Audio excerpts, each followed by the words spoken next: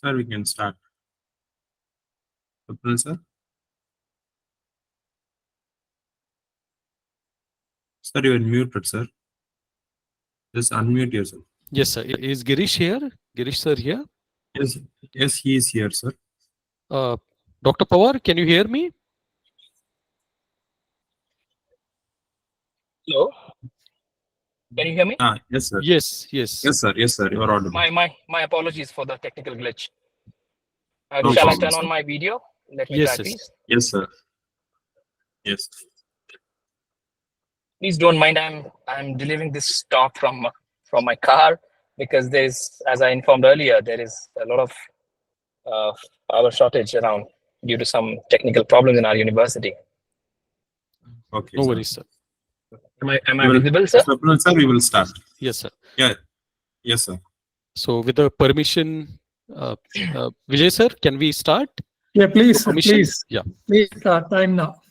Yeah, thank you very much. So, very good afternoon once again. Welcome to this 120th webinar hosted by, as I said, English Language Teachers Association of India, ELTAI, on the topic popular culture and new readership.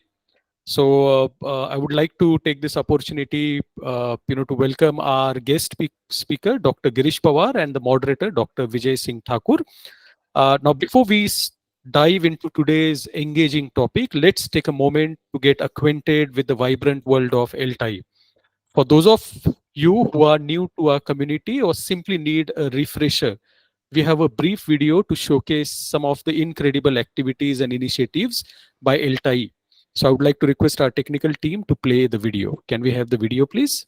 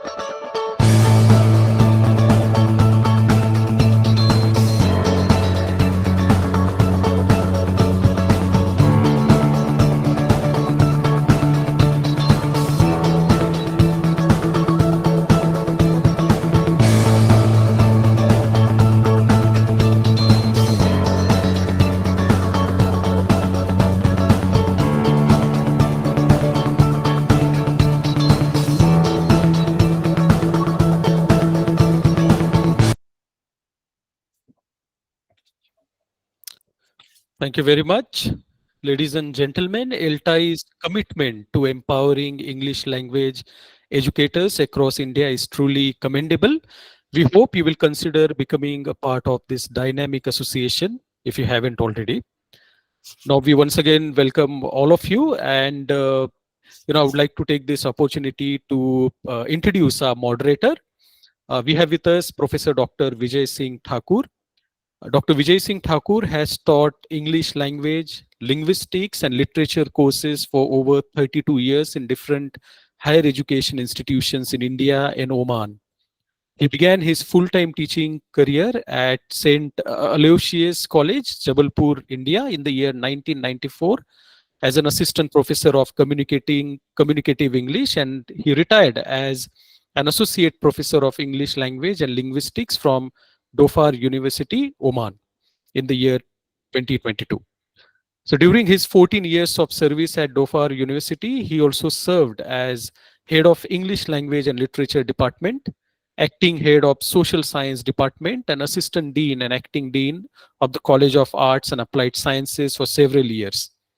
Incidentally, again, he served in St. Aloysius College as Emeritus Professor of English and Quality Assurance Consultant for 6 months in the year 2023. Dr. Vijay Singh Thakur holds a doctorate in applied social linguistics. His publications include 3 books, 2 jointly edited books, and 39 research papers in the areas of applied social linguistics, discourse stylistics, cross-cultural pragmatics, and TESOL pedagogy. He has presented papers and conducted workshops at 26 international conferences and also delivered 12 webinars in different countries upon invitation. He has completed the supervision of 1 doctoral study of an Indian student working in Oman and supervision of 1 doctoral study of another international student is going on. He has also evaluated 42 PhD theses and 10 master's theses in the capacity of external examiner from the universities in India, South Africa, Qatar, and Oman. He has been serving on the editorial boards of 8 internationally accredited journals indexed by Scopus, ERIC, etc. for the last 15 years. Dr. Vijay Singh Thakur also has 7 international nominations and awards to his credit. So we welcome you, sir. And now I would like to hand over this session to you. Over to you, sir. Thank you, Dr. Swapnil. Now let me welcome and introduce the speaker, ELTAI speaker for today. I am very happy to introduce today's ELTAI speaker, Dr. Girish Pawar. Dr. Girish Pawar holds an impressive academic record and career. He earned his MPhil and PhD degrees from the prestigious English and Foreign Languages University, Hyderabad. Dr. Pawar has been teaching at the School of Humanities, University of Hyderabad for over 8 years now. His areas of academic interests are popular culture, new literatures in English, film studies, theater, modern literature, and Indian writing in English, a wide range of fields of study. He has so far supervised 3 MPhil and 3 PhD students. He has also published several papers in a wide range of fields and topics in reputed CARE and Scopus Index journals. He has also presented papers on a variety of topics and also participated in a number of conferences both in India and abroad. Dr. Pawar is an active member of the International Academic Forum, USA, Japan, and France, and he has been invited by this forum to deliver talks in USA, Paris, and France. Currently, he is involved in a translation project on Marathi theater and poetry. Dr. Pawar's upcoming research projects focus on Marathi cinema, life writings, and visual arts. So after reading a very rich biodata of Dr. Pawar, I would like to respectfully invite him to deliver his talk. So Dr. Pawar, the floor is all yours now, and you have some 40 to 45 minutes. So welcome, sir. Thank you, Professor Singh. Thank you for that introduction, for your kind words. Let me take the opportunity to thank the entire ELTAI Pune chapter, and of course across India and of course globe, all my friends, my I've been associated with this organization for some time now, and I am honored to be part of this webinar. And I will try to not bore you with popular culture. First thing that comes to my mind is how can somebody get bored with popular culture? There's a very interesting say: if it's not popular, it's not culture, right? So thank you so much for inviting me, and I'm so glad to be here. Just one request, the admin, I've been getting these admit pop-ups now and then. So if you could just take care of that. Yes, sir. We will I do have that. to kind of, yeah, please, thank you. So shall I begin by sharing my screen? Yes, sir.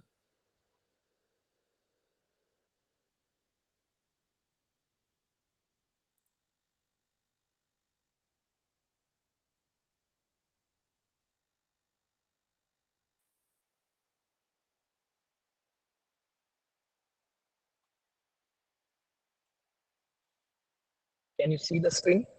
Can someone please Yes, confirm? sir. Yes, sir. Wonderful. All right, thank you so much.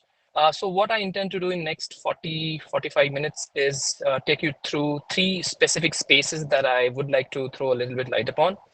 These are the areas in which I hope my bold claims don't really make anybody uncomfortable.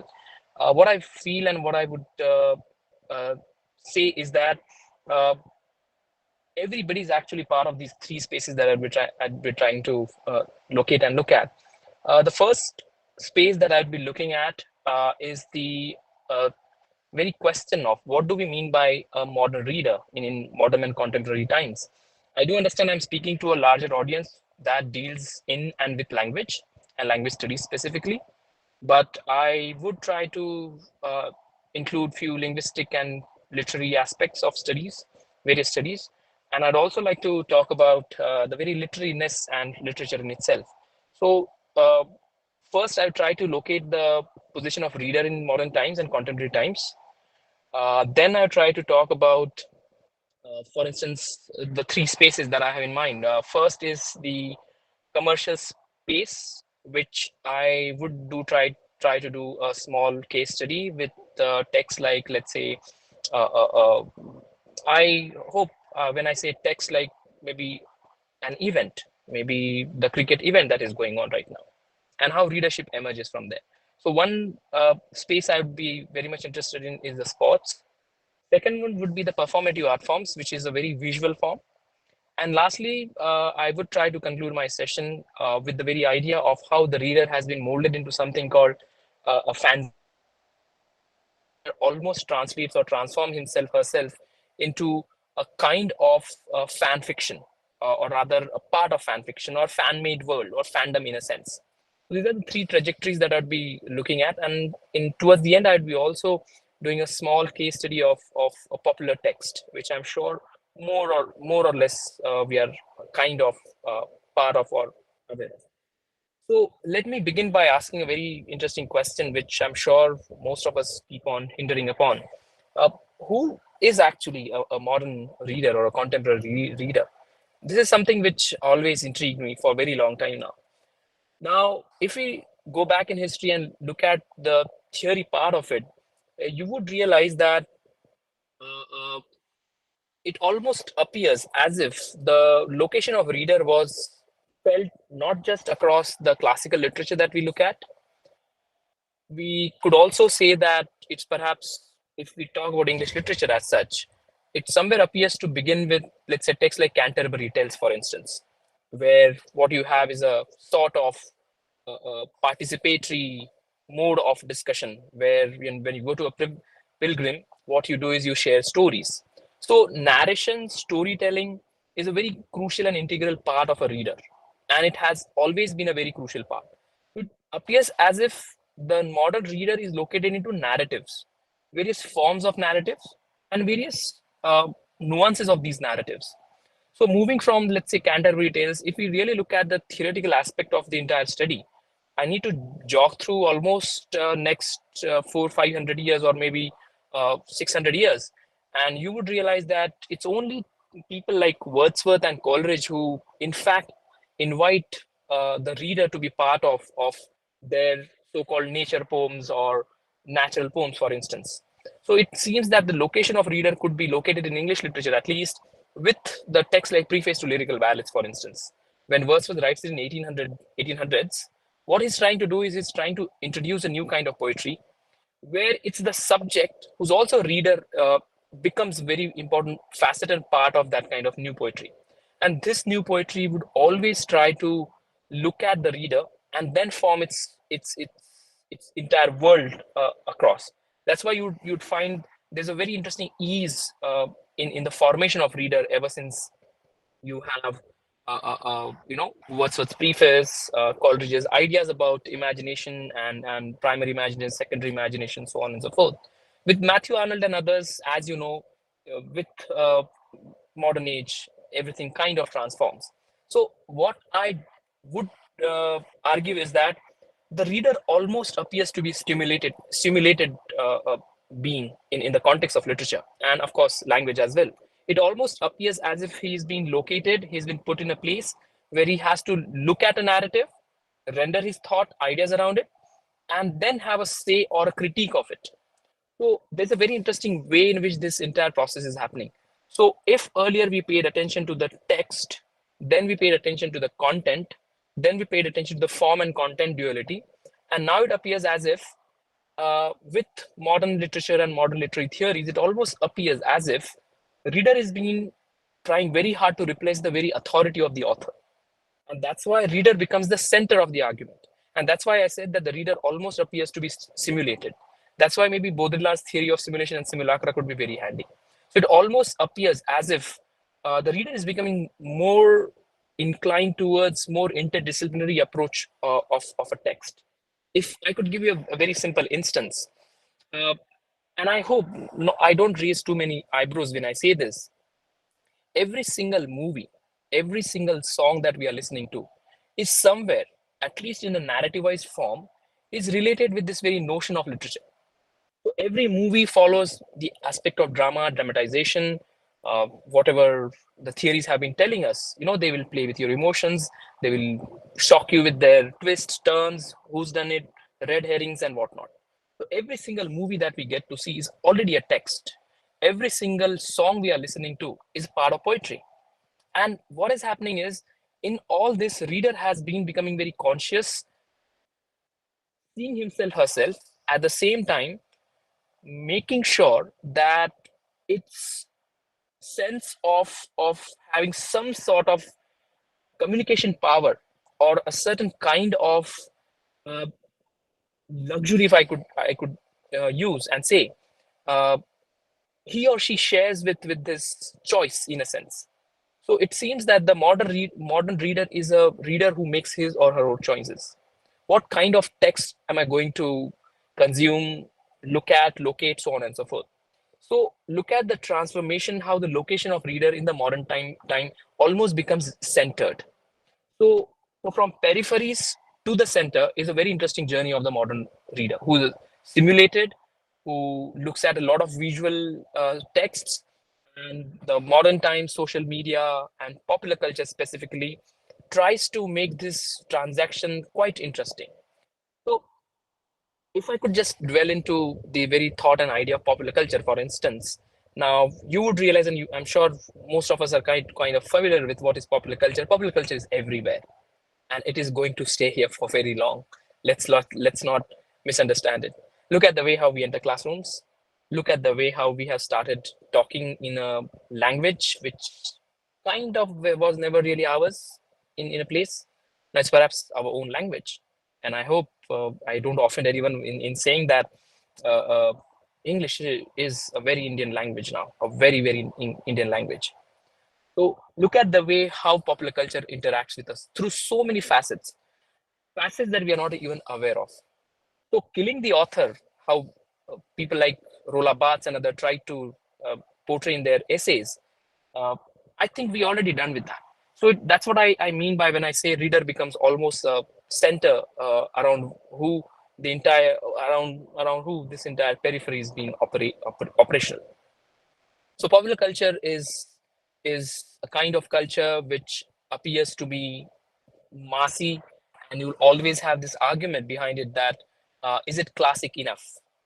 And it will always have its tussle with the thoughts and ideas of classic being classic, timeless, so on and so forth, whereas popular culture appears to be short-lived, it appears to be non-academic, so on and so forth. But I strongly disagree with that, and I hope I have a few questions on this very idea. If that was the case, if popular culture or popularity of a text was not really taken into account, then kindly answer my question. Isn't Shakespeare is the most popular figure in the entire world, I would say, of any discipline for that matter?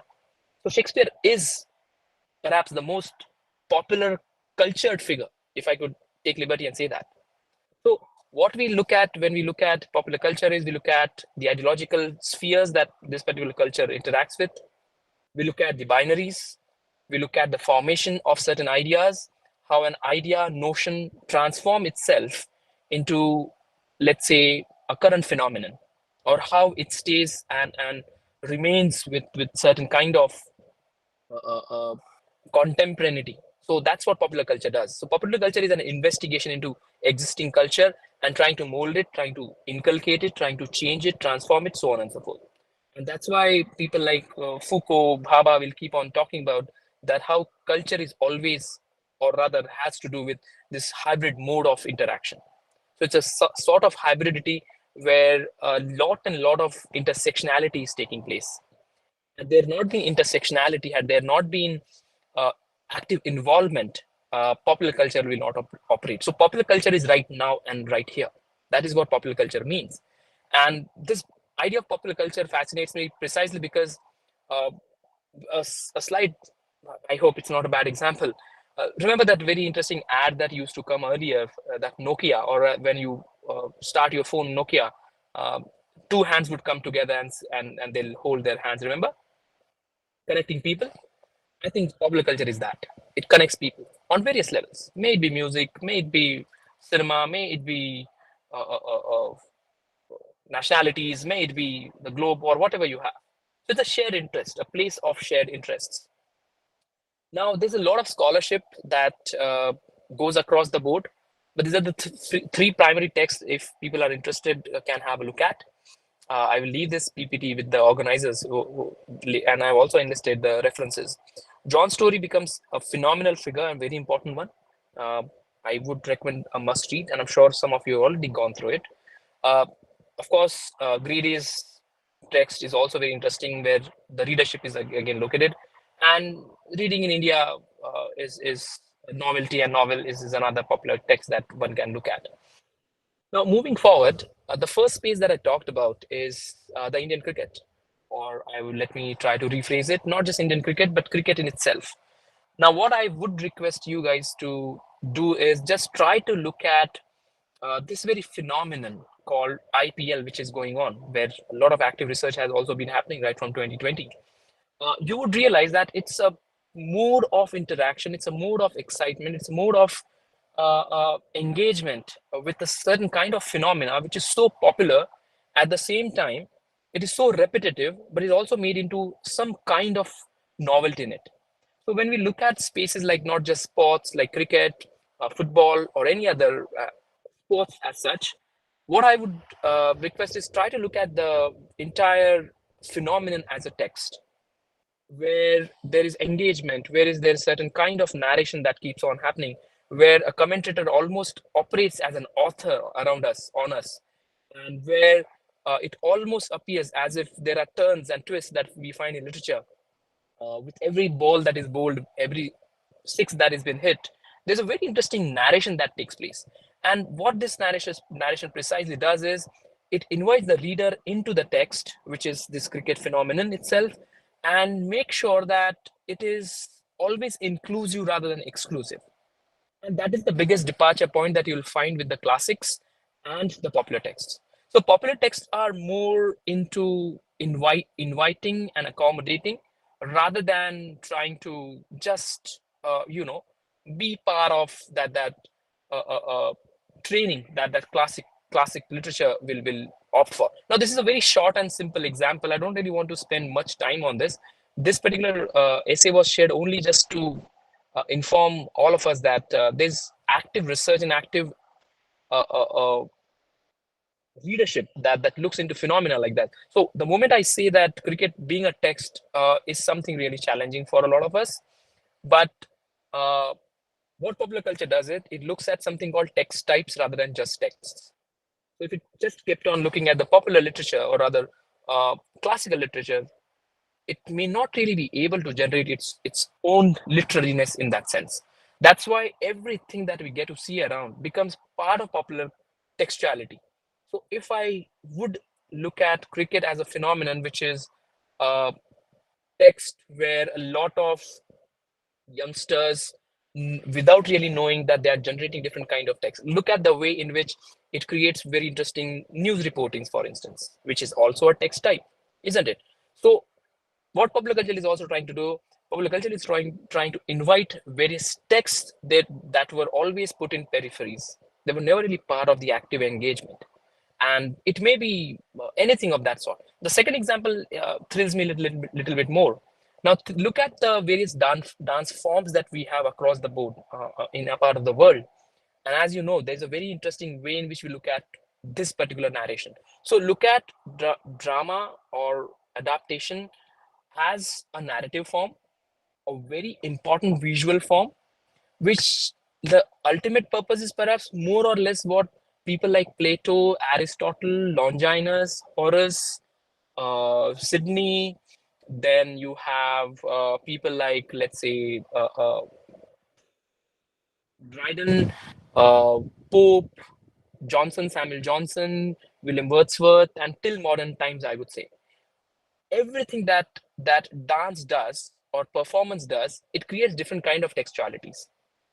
So if dance could also be thought as a form of communication which needs certain kind of popularity, which follows certain kind of classist or classical moves and movements, it's a matter of training. And what popular culture will do is popular culture will also consider and include dance form as a text, or the way in which it interacts. It is extremely literary form. That is what one of my arguments would be. That is a very literary and has all the literary nuances that you'd look at.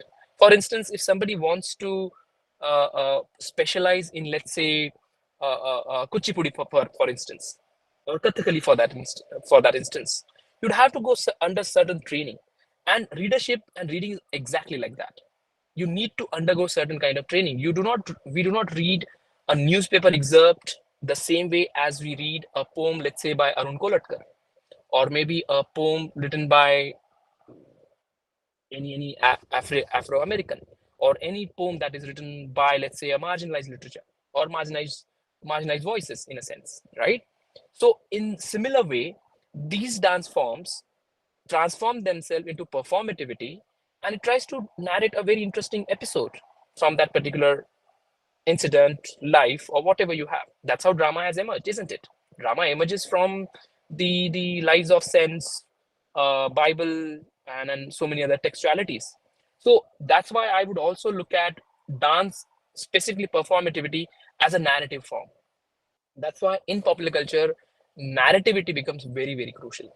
So I'm sure since the moderator was talking about people from Maharashtra, so I'm sure there are people who are familiar with this kind of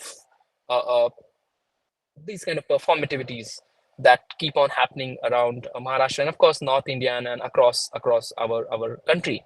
Where specifically, if you talk about Maharashtra follows these two kinds of dance performativities, where you have tamasha, which again is a very popular term across India, especially in North India. And then, to be more specific, there's a certain kind of dance form which is considered lavani. Now, I'll not really get into the politics of textuality, but what I'd also talk about is look at the way in which these kinds of text and textualities keep on generating the very classical notions of classical literature that we kind of consider more worth, or rather worthy of investigation, rather than popular culture. So you have one with the where the person, the figure you see in the center, who's holding that musical instrument. It's called dholki, and there is another launi which is called Sangeet Baricha, which means which is kind of private and so on and so forth.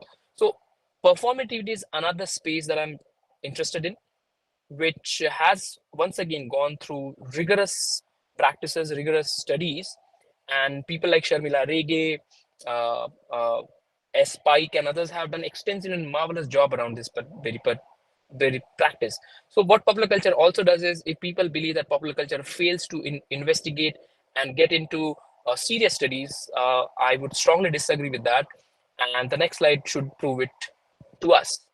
What is happening with the performativity in modern times is it has been retermed, reframed, remanufactured in the notion of Bollywoodization, which I'm sure we don't even realize that how neutral this kind of interactions have become, how easy these interactions keep on happening around and with us. And that's what popular culture uh, kind of thrives on, is this very idea of normativity. It operates so normatively that it almost doesn't let us investigate the way in which, let's say, a Western mind would try to do it. So if you look at Shamila Rege's, I would request her two very phenomenal and very interesting essays, a text that she's generated, phenomenal, where she talks about conceptualizing popular culture, Lavani, Povada, and other kinds of performative art forms. And of course, also on the Lavani performers and their lives, she's also written the politics behind the dance forms and all that, which kind of creates very interesting arguments on gender, sexuality, cultural hierarchy, and so on and so forth. It also looks at the entire historical trajectory and how certain kind of caste system operates in this popular dance form. So once again, what I'm trying to do is I'm trying to locate your interest into the seriousness that popular culture can also address through its interaction with the audience and the modern reader. So modern reader doesn't really remain silent. So this is where perhaps people like, you know, uh, uh, for instance, people like Zizek, for instance, could be brought up and brought in, and where his idea of participation, for instance, Henry Jenkins, for that matter, who I have also considered in the later stages, keeps on talking about this very notion. So that's another case study. Once again, is if you guys are interested, please have a look at this very interesting uh, short, or rather a documentary, whatever you call it, by Gori Varudi. The link is being given here. So please go through this Silent Gungrus, which talks about the popularity of the art form, the dying uh, phase of this particular art form, then a certain kind of revival, and this revival is possible only through popular means.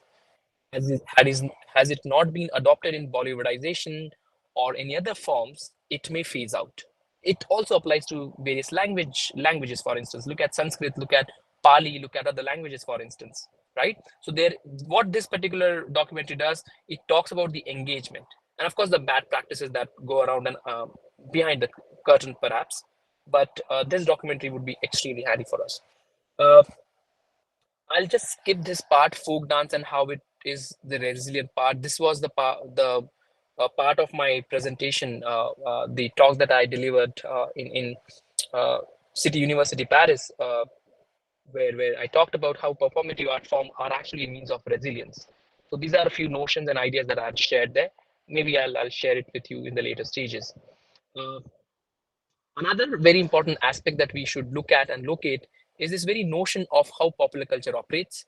My case study is about a fan fiction which is quite famous, and what is fandom, how transmedia forms have created very interesting interactions, and how textual poachers, which is a very important, fascinating text that is created and generated by Henry Jenkins, and of course, how popular culture creates a certain kind of subculture, which once again gets into this binary of Hegelian binary of uh, what is considered to be canon and what is non-canon. But my argument is decentering a canon itself is making and becoming a part of canon. So in that sense.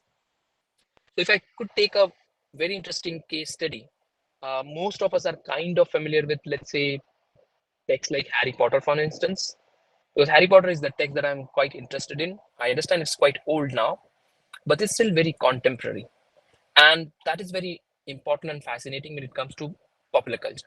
Popular culture will always try to shape the contemporaneity of the text. So if a text was, let's say, once upon a time, documentation of pages, what popular culture will try to do is it will try to give it a different kind of mold in order to sustain, relate with in the contemporaneity. So one very interesting facet about popular culture is fan fiction, which is also considered or called as fandom, for instance. And this fandom, what it does, it's usually about the internet. It's about the fans who kind of actively participate, who kind of are a series of niche audiences who create their own linguistic understandings, for instance.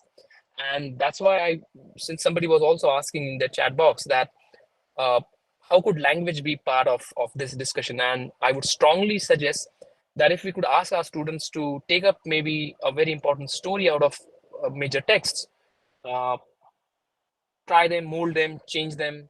For instance, somebody was mentioning about uh, Gane's emulation of the the Indian epics. So similarly, what we can do is we can give a practice or to our students. Why don't we give them maybe a character and ask them, why don't you write maybe a story about around it, maybe in a page or two. You know, what it will do is it will not just help them linguistically, it will not just help them to grow and look at various textualities of text. It will also imbibe that feeling of being important in this interaction. And that is exactly what is needed in popular culture and, of course, in modern studies, that the reader needs to be uh, given that space in which the reader decides what kind of choice he or she has. And if that kind of choice is given, the flexible choice, which was not really possible perhaps 15 years ago, but with the modern participatory forms of readership, you would realize that the choice is being offered to the reader.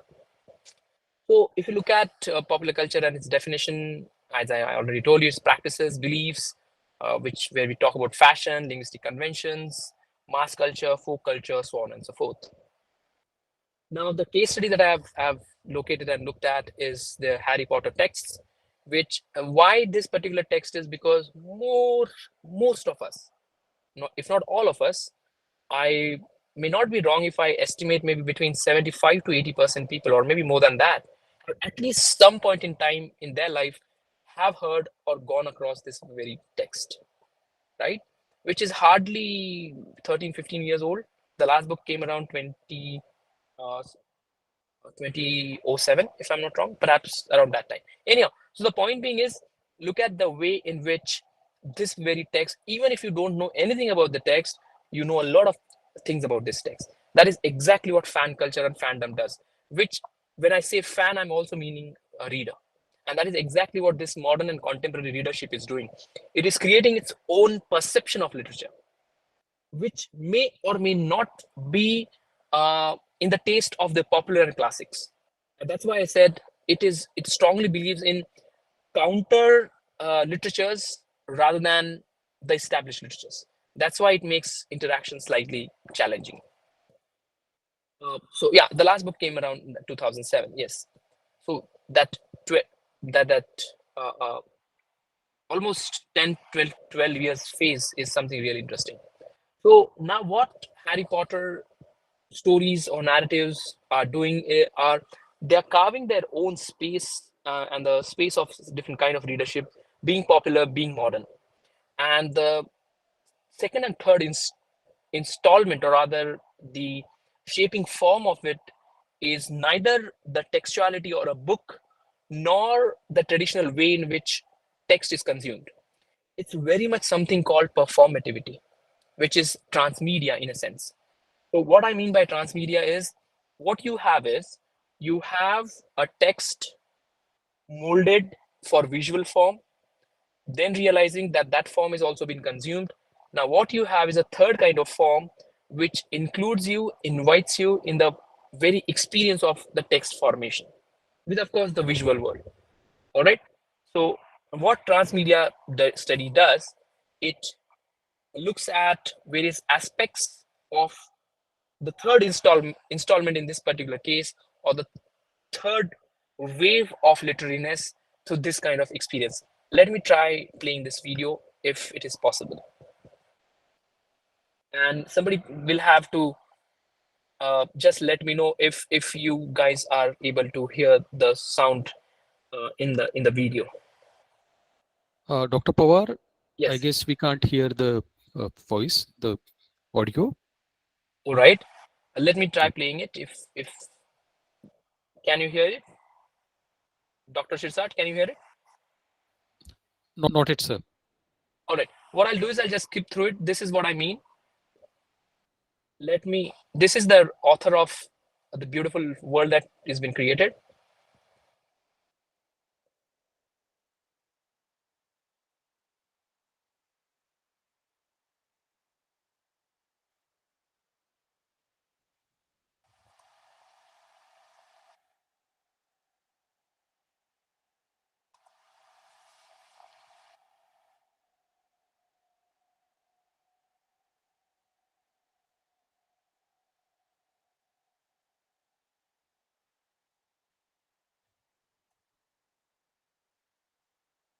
All right. So that video was all about the author inviting the readers to be part of the Harry Potter world that she's created. What she's done is in collaboration with Sony Worlds, Sony Studios, what they come up with this very interesting phenomenon called Pottermore. So this is the place where a reader has to become, of course, subscribe to the very notion and idea of this website that they have created, where, as you know, Harry Potter saga is quite famous, where there are 4 schools in this wizarding world, Hogwarts, where what you do is you become one of the characters. And being one of the characters, you have to go to the places where perhaps famous characters like Harry Potter, Hermione Granger, and all the others keep on visiting. So you're actually part of that interactive game. So what I mean by the transmedia forms is, look at the modern reader, how modern reader is consuming everything through the transmedia forms. So, for instance, the audio reels, for instance, which is quite famous on Instagram and all that. I understand we are the Facebook generation. The modern generation is of the Instas and whatnot, right? That's what they believe, that we oldies are on the Facebook, and they are really offended, especially when I teach my kids and I say, my students, when I say that, are you there on Facebook? They ask me, what is Facebook? So yeah, so jokes apart, it almost appears as if uh, everything that we are consuming right now, a single meme, for instance, on your phone, is a text, different kind of text. And what it offers is that normativity, once again, that I referred to a little early, that it does not let you know that you're being snatched into popular culture. And now this is where I would take a while, or rather a minute or two, to talk about the bad aspects of popular culture. Number one, it becomes extremely commercial. Number two, it has this enticing and the power of misleading sometimes. Thirdly, it can also be not just short-lived, but also does not really uh, align with the traditional notion of what is, in a way, sort of acceptable and non-acceptable. So there are 3 or 4 facets. So going back to the idea of Pottermore, is Pottermore invites the reader, the modern reader, into the world of Harry Potter, where you become character, you be the performer in the world that she's created, and the world will be extremely entirely virtual world, which is going to be the next big thing, as we know. Meta is already working on it. Apple has just released its first Vision Pro, if you know what that is, which is a kind of goggles which creates entire virtual world around and across you. So if things like these are happening around you, it's extremely difficult to, to kind of wrap your head around. And this particular phenomenon is exactly that. Let's move on with the next part. Now, just a short note, how popular culture can be so amazing. If you look at Harry Potter World has also given rise to something called filk music, which is actually operated and created by the fans. That's why it's called filth. Kind of lampoon over the notion of folk music in a sense. It was a typo actually. And how we have magazines, the traditional idea of magazines, fans have something called fanzines, and these fanzines are quite interesting. So that's where they post all their notions and ideas. So Harry Potter has given birth to something called Wizard Rock or Wiz Rock, and you have a lot of bands across the world. For instance, Draco and the Malfoys. Draco is a bad character from Harry Potter world. Parcel Mouth is the language that Harry Potter speaks in the texts. Remus Lupins are his godfathers, and Whomping Willow is a place where a lot of practices of these sort used to happen, the mischief that they used to do. One of the examples how it creates very interesting textualities out of further textualities is with this very famous song, if you heard or if you know about this Lady Gaga. Once again, I hope when I say these names, these are all popular singers. Lady Gaga is quite a well-known pop singer, American pop singer. So she has a very interesting song, Born This Way, which she attributed to the LGBT community. On the similar song, taken up this particular text, the popular fandoms or fanfics or fanzines, for instance, have come up with an alternative of it. So look at the wordings, how they go. Look at the way how music. There's a video also that is created out of this particular lyric. I must warn you, it's slightly graphic. As you know, popular culture believes into breaking the third wall that we have, which is a kind of direct looking into the gaze. For instance, people like Laura Malvi, for instance, who talks about breaking the male gaze and create alternate gaze. So this is where gender neutrality is also been achieved. So you can just go through the lyrics, how it kind of creates an alternate from a song which is perhaps one of the most famous ones. Now, so let us move on with a very important text, which I usually go through whenever I need to look at few insights. And this is by Henry Jenkins, 1992 text, Textual Poachers, a phenomenal book which talks about 5 aspects of popular culture and participation culture. So modern reader, once again, I'd like to conclude, is a reader who's a participatory reader and not a passive reader, where relationship to a particular mode of reception is important, encouraging viewer activism is more important, where interpretive communities are important, where traditional cultural production is looked at, located, at the same time being discussed, and alternative social communities are also kind of created. This is the last example from my slide, where you have, this is a fan fiction that is created, amazing world of Harry Potter, where what you have is the way in which 2 Marathi characters are talking about. There are 2 Patil girls, Padma and Parvati, who are kind of talking about, let's say, Sachin Tendulkar, who are talking about how Harry Potter will respond to the Indianness. There are words like Maushi, for instance, which is Marathi translation for English words like auntie. So look at the way in which such kind of readership, the modern readership, creates and carves out its own world, a niche but very important world. And this does not really need to be aligning with the standardized Englishness of English language. For instance, it is fine initially to be non-grammatical. It is perfectly fine to be non-perfectionist.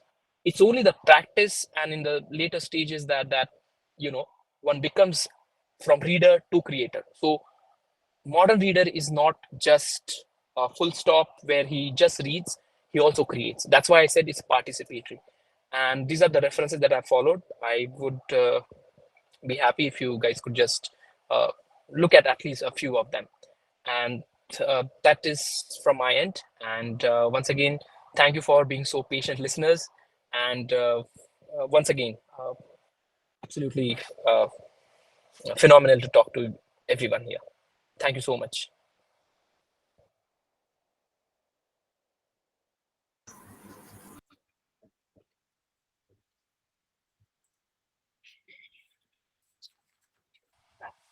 Thank you, Dr. Girish. I Thank you, think we Professor can take straight away, we can take some questions. Absolutely, sir. Yeah, there are 7 questions actually, Okay. but 2 questions are taken by the same person. So I'll read the first one. This is a question from Tania Alfonso George. She's asking, could you please give us insight on how to tackle popular culture from a research-oriented point of view, especially at the university level, doctoral level, with particular reference to theory? She is asking this question. Now Long that's a phenomenal question, of course. Now I'm not really sure how you tackle something, especially culture. What I would suggest is once again Thomas Kidd and people like Henry Jenkins, for instance, people like, for instance, uh, Stephen King and other. If you look at these texts and their theories, they keep on talking about this very important notion that popular culture is also theorizing the popular and modern culture. So if you look at the theorizing itself, that once again, maybe people like Terry Eagleton, for instance, would be very handy. People like Homi Bhabha, who kind of talks about the manufacturing of culture, who talks about the hybridity, marginality, so on and so forth. So the modern cultural theorists would be an amazing place to investigate and look at.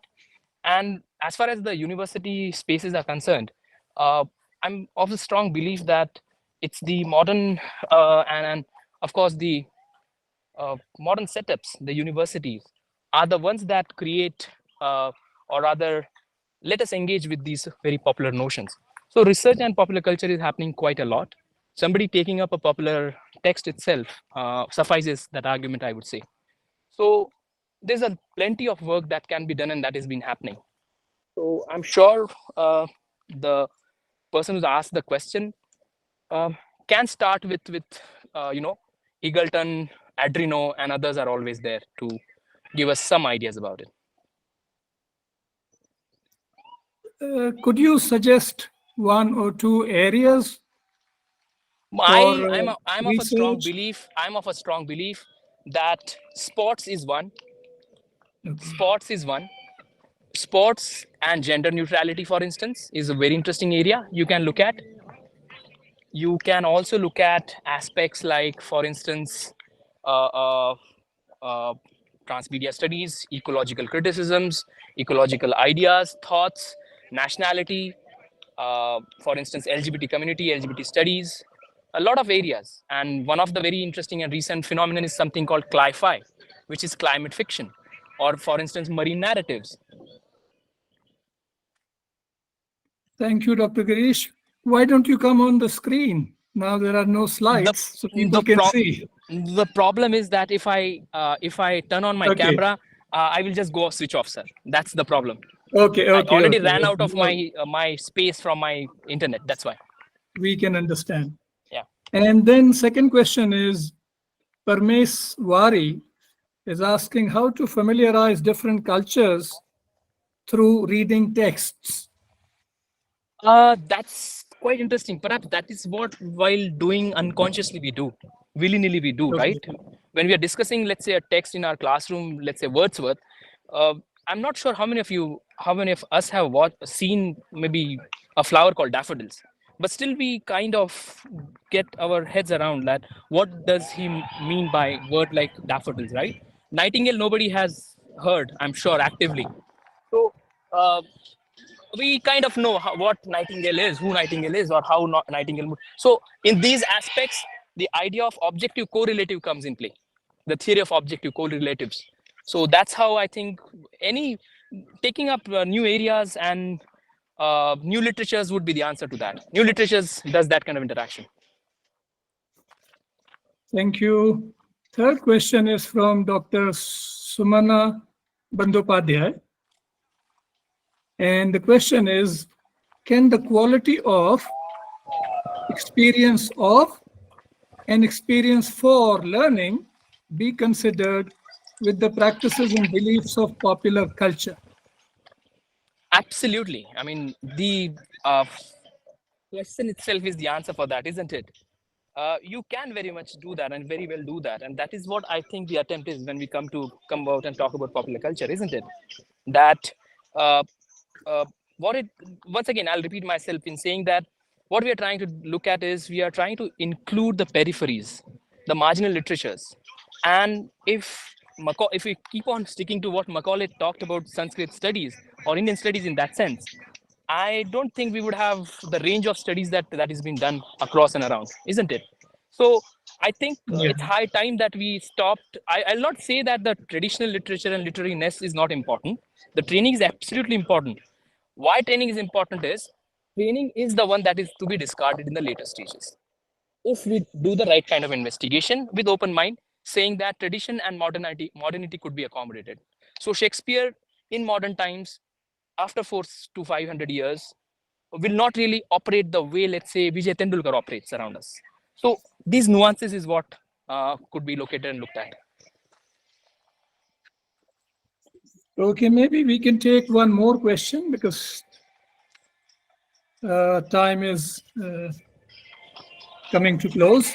And it's a long question.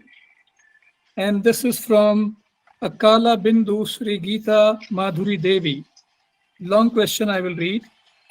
Do you think the change in culture and the change in environment go together? As we see the more cultural influence on human behavior, the more change is happening in the environment. Hence, the new customs were adopted by people and are affected with ecological sustenance. Do you think it is also coming under popular culture? Absolutely yes, because it's not question, rather it's a very interesting input for all of us, I would say. Yeah. That is what is happening. That's what one of the three major issues that I raised with popular culture is. It's so commercial. It is so market oriented that it does not really look at the classical notion of, let's say, aesthetic, for instance.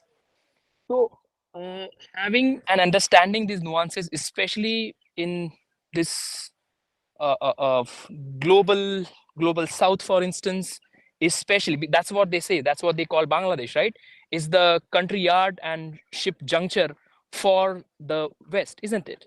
Because as we know, most of the ship is made in Bangladesh. And if you look at the rivers and the oceans across, it's damaged to extent. Let me give another example. I'm sure the friend who asked the question would know this. If we know the phenomenon called Chernobyl tragedy from 1986. Now, Chernobyl, if you know the status in Chernobyl, because of the nuclear instability, next 50,000 years, human habitation is not possible. And what happens is, if we have right adoptive methods and critical thinking and right approach to such kind of incidents and episodes, the empirical study, the archival studies are the answer to this, where there has to be active engagement. So definitely, yes, it has to be done. Yeah. Thank you so much. Thank you. And one more last question, and then we will wind up. This is from Love Singh, Dr. Love Singh. And his question is, how do you divide the readership and the popular culture between young and old population? What are special issues with regards to this division? Such a lovely question. I honestly don't really have an answer to that. But let me also tell you, the moment we started teaching our parents how to operate on remote and cell phones, they already been part of popular culture. So yes, the young, or rather the classic and the new and the modern short-lived will always be the debate. That's why what is classy is not massy, right? But the time has come where if the young minds are learning the old ways, I think it's high time that the old minds also learn the modern and young ways. So I think that there has to be this imbalance. If it is not there, that synthesis is not there, I think it doesn't really work. Yeah, so we are coming to an end now. And at the end, I would like to thank Dr. Girish very profusely for giving us a very wide-ranging and rich discussion of popular culture and its different types of impacts on new readership and how they influence and impact each other. Thank you, Dr. Girish. Thanks a lot. And now, it was an honor, sir. Thank you. Thank you so much for giving such a rich discussion and multi-level discussion of different issues, wide-ranging. It was a beautiful presentation. Thank you so much. And now I will hand over to Dr. Swapnil for final vote of thanks. Thank you.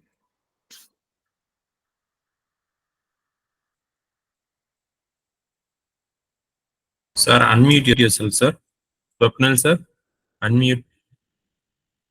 You are muted, sir.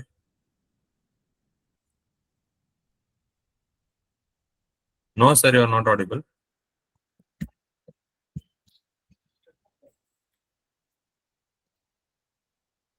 Am I audible now? Yes, sir, you are audible. Please go ahead. All right, all right. So yes, dear audience, gratitude is the fairest blossom which springs from the soul. Every celebration is an experience. We are reminded that events like these are the milestones on the journey of intellectual growth and prosperity. So, at the outset, let me take this opportunity to thank our speaker, Dr. Girish Pawar, for his very insightful talk. Sir, your expertise and passion for the subject were truly evident, and we found ourselves captivated by the depth of your knowledge. Your ability to communicate complex ideas in such a clear and engaging manner made the session both enjoyable and enlightening. So thank you very much for sharing your time and expertise with us. Your presentation has not only expanded our understanding, but also inspired us to delve deeper into the topic. I would also like to take this opportunity to thank our moderator, Dr. Singh Thakur. Heartfelt thanks to you, sir, for your understanding and moderation during this session. Your skillful management of the session contributed significantly to its success, and I'm grateful for your dedication and professionalism. So thank you very much, both of you. And a heartfelt thanks to our participants from Uzbekistan, Malaysia, Sri Lanka, and many other countries. And of course, all corners, the participants from all corners of India. Your active participation, questions, and insights, make these webinars not just informative, but also a platform for rich discussions and global collaboration. Ladies and gentlemen, behind the scenes, there is a dedicated team that works tirelessly to ensure the success of ELTAI webinars. A special thanks to the organizing team for their hard work and commitment to promoting excellence in English language teaching. Special thanks to Professor Rahul Kaye, who is the head of webinar committee, and Mr. Kavin, who is the webinar coordinator, for their valuable contributions and for giving me this opportunity to host this webinar. Please don't forget to fill up the feedback form. The link is already there in the chat box. Certificates will be issued only to UG, PG students and ELTAI members and foreign nationals. So ladies and gentlemen, before I wrap up, a few more announcements. Please mark your calendars and save the date for the next insightful webinar, which is on 20th April 2024. We have a captivating session planned for you on the topic teaching logical fallacies in the ESL classroom by Dr. Narayana Swami. He's from Dr. Swami Test Prep and Consultancy, Hyderabad. Can we have the poster, please, in the background? Yes, you can already see the poster in the background. So registration details and additional information about this exciting webinar are available in the and also on our website. So please make sure that you visit our website and keep an eye out for updates so that you can secure your spot for the enriching experience. Remember, your active participation is not only encouraged, but essential to the success of our webinars. So let's continue our journey of professional development together. Now it's time for a group photograph. So I would like to request everyone to turn your cameras on so that we can capture this beautiful moment. May I please request Dr. Pawar to turn his camera on?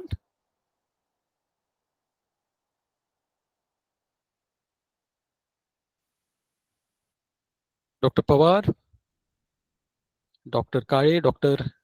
Singh.